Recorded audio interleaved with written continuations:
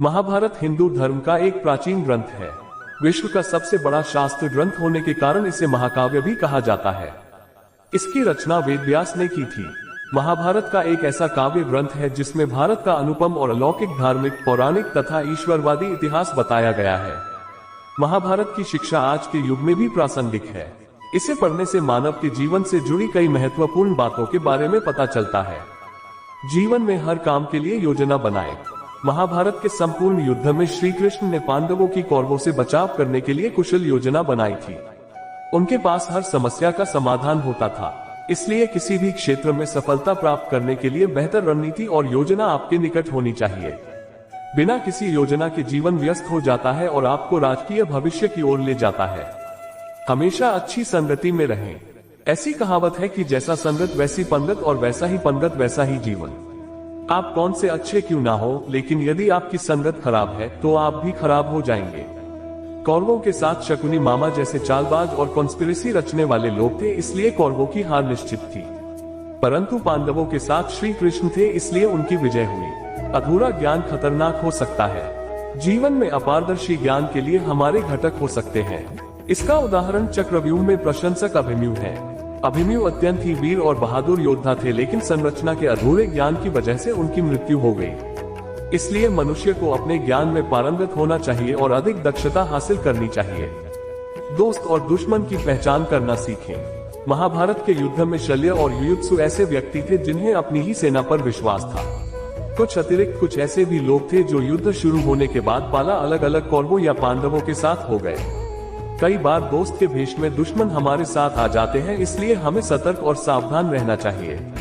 अपनी वाणी पर संयम रखें। महाभारत का युद्ध नहीं होता यदि द्रौपदी दुर्योधन को अंधे का पुत्र भी अंत नहीं कहता। इसी प्रकार शिशुपाल और शकुनी मामा भी हमेशा चुभने वाली कठोर बातें करते थे, परंतु अंत में उनकी हार हुई। इसलिए कुछ भी बोलने से पहले हमें सोच लेना चाहिए कि इससे हमारा जीवन, परिवार या समाज पर क्या प्रभाव पड़ेगा।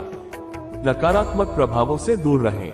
शकुनी मामा ने पांडवों और कौरवों के बीच जुए को स्थापित किया था, जिसके चलते पांडवों ने अपना सब कुछ यहाँ तक ले लिया कि अपनी पत्नी द्रौपदी को भी दांव पर लगा दिया।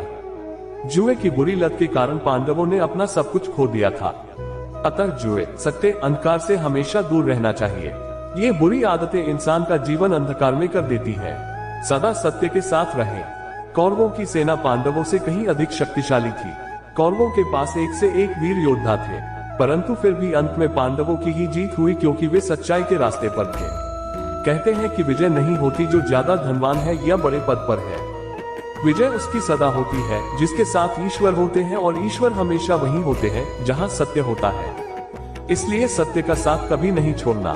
संघर्ष से कभी न डरें। जिंदगी में कुछ ऐसे अवसर मिल जाते हैं जब किसी व्यक्ति के लड़ने के अलावा और कोई रास्ता नहीं निकलता, और जो व्यक्ति दोषारोपण नहीं करता वह सबसे पहले मारा जाएगा। महाभारत में युद्ध के दौरान श्री कृष्ण ने पांडवों को यह बात सिखाई थी। पांडव अपने बंधु बांधवों से लड़ना नहीं चाहते थे, लेकिन श्री कृष्ण ने स्कीमा की जब समस्या का हल काम के तरीके से ना निकले तब युद्ध ही एकमात्र विकल्प बच जाता है। इसलिए लड़ने के लिए हमेशा तैयार रहें। गोपनीयता जरूरी है। जीवन हो या युद्ध, गोपनीयता का अत्यधिक महत्व है। महाभारत में ऐसे कई स्थान आए जब नायकों ने विशेष रूप से अपने रहस्य खोले, जिसके कारण उन्हें युद्ध में हार का सामना करना पड़ा। दुर्योधन, भीष्म आदि ऐसे उदाहरण हैं जिन्होंने अपनी कमजोरी या शक्ति का राज शत्रुओं के सामने प्रकट कर दिया था। इंद्रिय संयम जरूरी है। मनुष्य की इंद्रियां कभी तृप्त नहीं होती। जो व्यक्ति इंद्रियों के वश में हो जाता है उसका पतन निश्चित है, परंतु जो व्यक्ति अपनी इंद्रियों पर विजय प्राप्त कर लेता है वह सच्चा योद्धा होता है। दृढ़ संकल्प से इंद्रिय संयम आता है, और महाभारत के हर पात्र एक निश्चित संकल्प से बंधा हुआ है। इंद्रिय संयम जरूरी है। मनुष्य की इंद्रियां कभी तृप्त नहीं होती। जो व्यक्ति इंद्रियों के वश में हो जाता है उसका पतन निश्चित है, परंतु जो व्यक्ति अपनी इंद्रियों पर विजय प्राप्त कर लेता है वह सच्चा योद्धा होता है। दृढ़ संकल्प से इंद्रिय संयम आता है, और महाभारत के हर पात्र एक निश्चित संकल्प से बंधा हुआ है। भावहीनता कमजोर होती है। धृतराष्ट्र अपने पुत्रों को लेकर जरूरत से अति भावुक ही थे। इसी कारण से उनका एक भी पुत्र उनके वश में नहीं था। वे बेटे मोह में अंधे हो गए थे। जरूरत से ज्यादा भावुकता इंसान को कमजोर बना देता है, जिससे वह सही गलत में फर्क नहीं पाता। अहंकार और घमंड से पतन होता है। अपनी आर्थिक स्थिति, सुंदर या ज्ञान का कभी घमंड नहीं करना चाहिए। समय बड़ा बलवान होता है।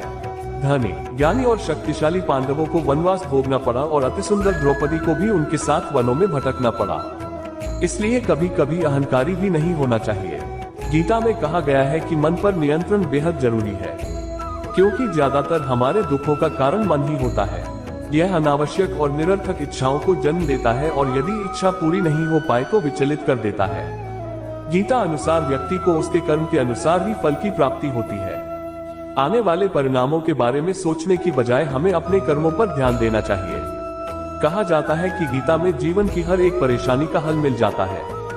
महाभारत युद्ध में भगवान श्री कृष्ण ने अर्जुन को तब गीता का पाठ पढ़ाया था जब उनके कदम युद्ध भूमि में डगमगाने लगे थे। गीता के उपदेशों को सुनकर अर्जुन अपने लक्ष्य को पूरा करने की तरफ अग्रसर हुए। गीता कर्म करने और जीवन में आगे बढ़ते रहने की प्रेरणा देती है।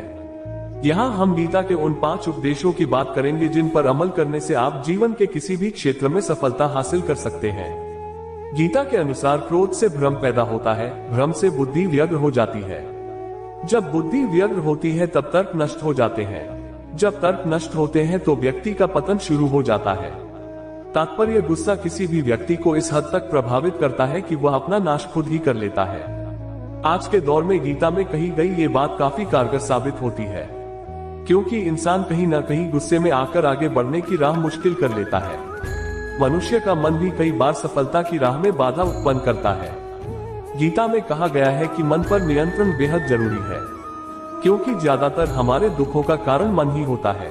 यह अनावश्यक और निरर्थक इच्छाओं को जन्म देता है और यदि इच्छा पूरी नहीं हो पाए तो विचलित कर देता है, जिससे इंसान अपने लक्ष्यों से पीछे हटने लगता है। गीता में कहा गया है कि व्यक्ति को स्वयं का आंकलन जरूर करना चाहिए, क्योंकि हमें हमसे अच्छी तरह कोई दूसरा नहीं जान सकता। इसलिए इंसान को अपनी कमियों और अच्छाइयों पर खुद से विचार करके अच्छे व्यक्तित्व का निर्माण करना चाहिए। गीता अनुसार व्यक्ति को उसके कर्म के अनुसार ही फल की प्राप्ति होती है। आने वाले परिणामों के बारे में सोचने की बजाय हमें अपने कर्मों पर ध्यान देना चाहिए। वर्तमान समय में इंसान किसी भी काम के परिणामों को लेकर पहले से ही घबराने लगता है, जिस कारण वह कर्म करने में अपना 100% नहीं दे पाता। इसलिए गीता के कहे अनुसार अपने कर्म को बेहतर तरीके से करें, रिजल्ट खुद ब खुद अच्छा आ जाएगा। अगर किसी काम में हार हो भी जाए तो उससे सीखने का प्रयत्न करें। श्री कृष्ण ने अर्जुन से कहा कि व्यक्ति को अपने गुरु के अलावा अपने अनुभवों से भी सीख लेनी चाहिए, अन्यथा कई बार व्यक्ति परेशानी में पड़ सकता है। ऐसा भी देखा गया है कि बार बार असफलता मिलने के बाद भी व्यक्ति उसी पथ पर उसी प्रक्रिया से बार बार गुजरता है, जबकि उसे बीते समय में मिले परिणामों का विश्लेषण करना चाहिए और फिर मिले अनुभवों के आधार पर आगे बढ़ना चाहिए।